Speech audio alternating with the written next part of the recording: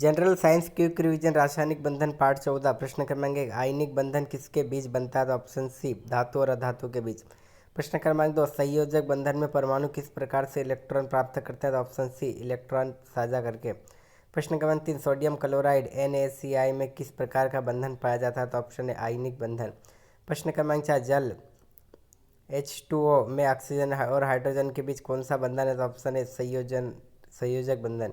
प्रश्न क्रमांक 5 आयनिक यौगिक की सबसे प्रमुख विशेषता क्या है? तो ऑप्शन बी विद्युत के चालक केवल पिघली अवस्था या जल में घुलने पर। प्रश्न क्रमांक 6 हाइड्रोजन बंधन सबसे मजबूत कब बनता है? तो ऑप्शन है जब हाइड्रोजन नाइट्रोजन ऑक्सीजन या फ्लोरीन से जुड़ा हो।